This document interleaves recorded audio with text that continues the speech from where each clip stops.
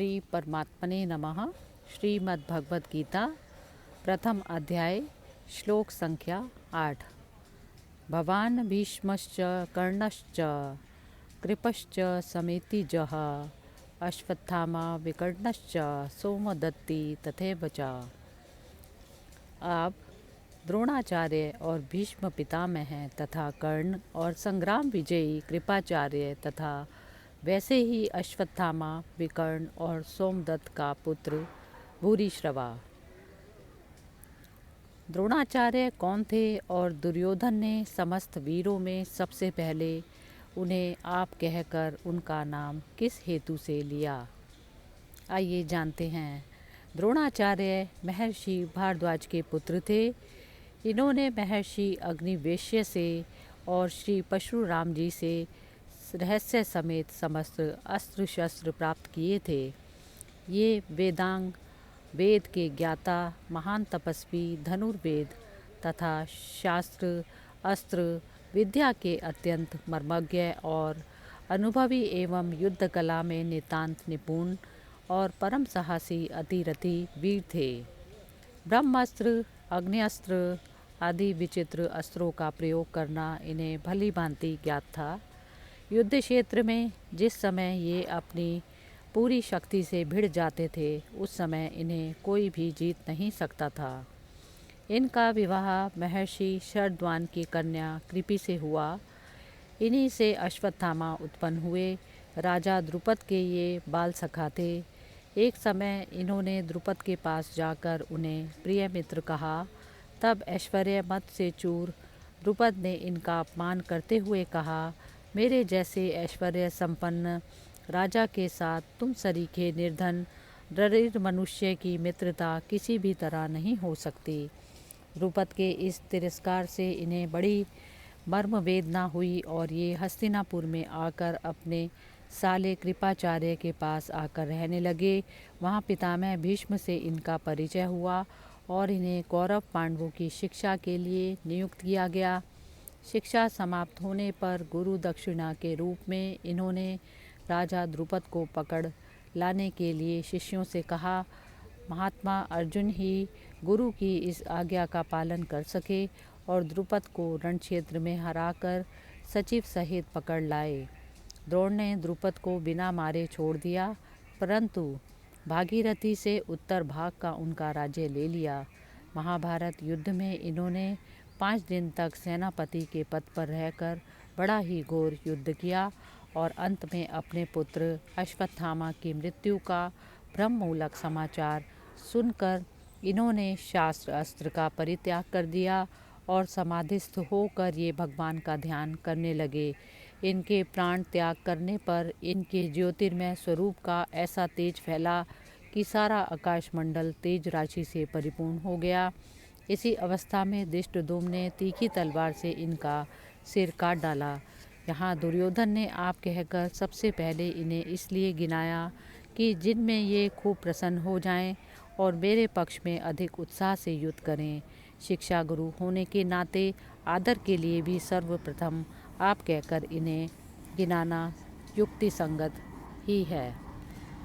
भीष्म कौन थे? भीष्म राजा शांतनु के पुत्र थे।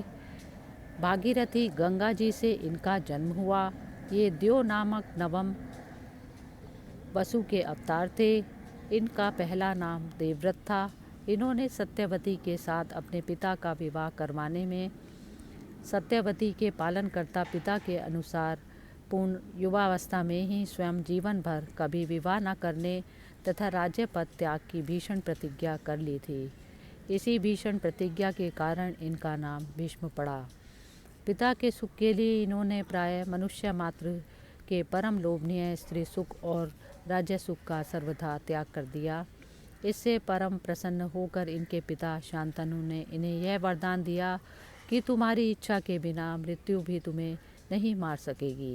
ये बाल ब्रह्मचारी अत्यंत तेजस्वी, शस्त्र शास्त्र दोनों के पूर्ण पारदर्शी और अनुभवी महान ज्ञानी, महान वीर तथा दृढ़ निश्चयी महापुरुष थे।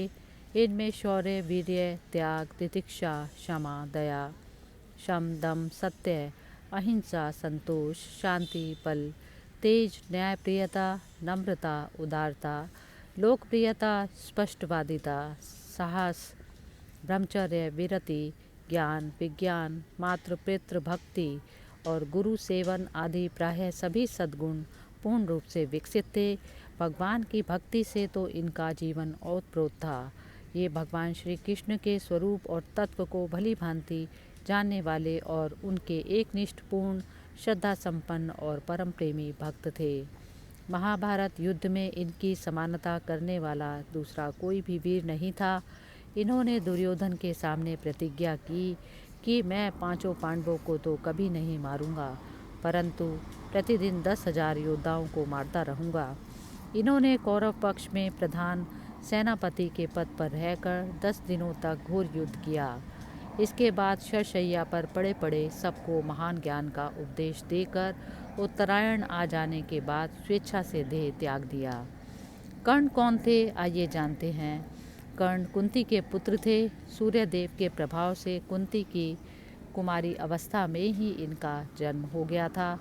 कुंती ने इन्हें पेटी में रखकर नदी में डाल दिया था, परंतु भाग्यवश इनकी मृत्यु नहीं हुई और बहते बहते वह पेटी हस्तिनापुर आ गई। अधिरथ नामक सूत इन्हें अपने घर ले गया और उसकी पत्नी राधा ने इनका पालन पोषण किया और ये उन्हीं के पुत्र माने जाने लगे। कवच और कुंडल रूपी धन के साथ ही इनका जन्म हुआ था। इससे अधिरथ ने इनका नाम वसुसेन रखा था। इन्होंने द्रोणाचार्य और परशुराम जी से शास्त्र अस्त्र विद्या सीखी थी। ये शास्त्र और शस्त्र दोनों के ही बड़े पंडित और अनुभवी थे।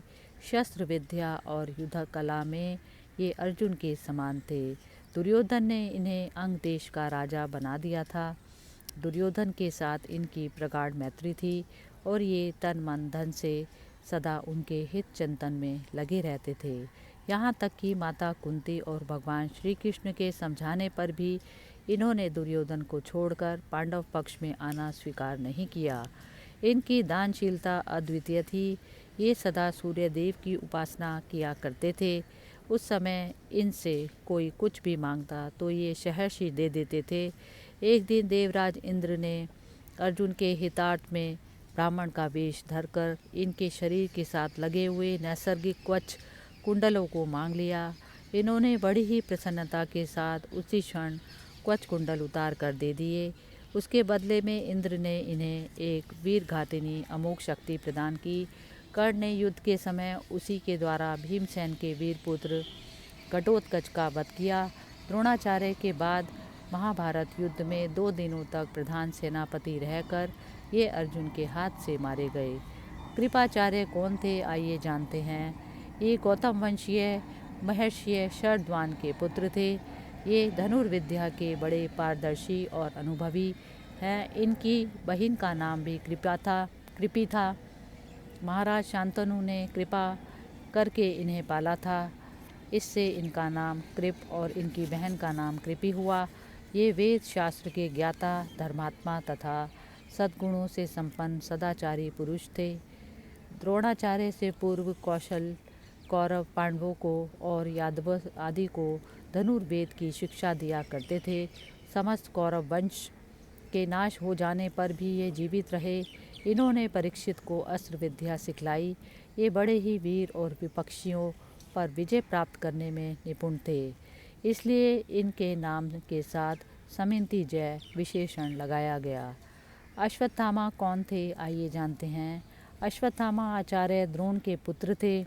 ये शास्त्र अस्त्र विद्या में अत्यंत निपुण, युद्ध कला में प्रवीण, बड़े ही शूरवीर महारथी हैं। इनके अपने पिता द्रोणाचार्य से ही इन्होंने युद्ध विद्या सीखी थी। विकर्ण कौन थे, आइए जानते हैं। धृतराष्ट्र के दुर्योधन आदि 100 पुत्रों में से ही एक का नाम विकर्ण था। ये बड़े धर्मात्मा, वीर और महारथी थे। कौरवों की राजसभा में अत्याचार पीड़िता द्रौपदी ने जिस समय सब लोगों से पूछा कि मैं हारी गई या नहीं, उस समय विदुर को छोड़कर शेष सभी सभासद चुप हो गए थे। एक विकर्ण ही ऐसे थे जिन्होंने सभा में खड़े होकर बड़ी तीव्र भाषा में न्याय और धर्म के अनुकूल स्पष्ट कहा था कि द्रौपदी के प्रश्न का उत्तर ना दिया जाना बड़ा अन्याय है। मैं तो समझता हूँ कि द्रौपदी हम लोगों के द्वारा जीती नहीं गई। सोमदत्ती कौन थे, आइए जानते हैं। सोमदत्त के पुत्र भूरिश्रवा को सोमदत्ती कहा करते थे। ये शांतनु के बड़े भाई बहालीक के पौत्र थे। ये बड़े ही धर्मात्मा, युद्ध कला में कुशल और शूरवीर महारथी थे। इन्होंने बड़ी बड़ी दक्षिणा वाले अनेक यज्ञ किए। ये महाभारत युद्ध में सात्यकी के हाथ से मारे गए। तथा और एव इन दोनों अव्यय पदों का प्रयोग का अभिप्राय इस श्लोक में इस प्रकार है कि इन दोनों अवयवों का प्रयोग करके यह दिखलाया गया कि अश्वत्थामा, विकर्ण और भूरिश्रवा भी कृपाचार्य के समान ही संग्राम विजयी थे। इस प्रकार इस श्लोक में हमें भीष्म, कर्ण, कृपाचार्य, द्रोणाचार्य आदि महारथियों का परिचय जानने को मिला।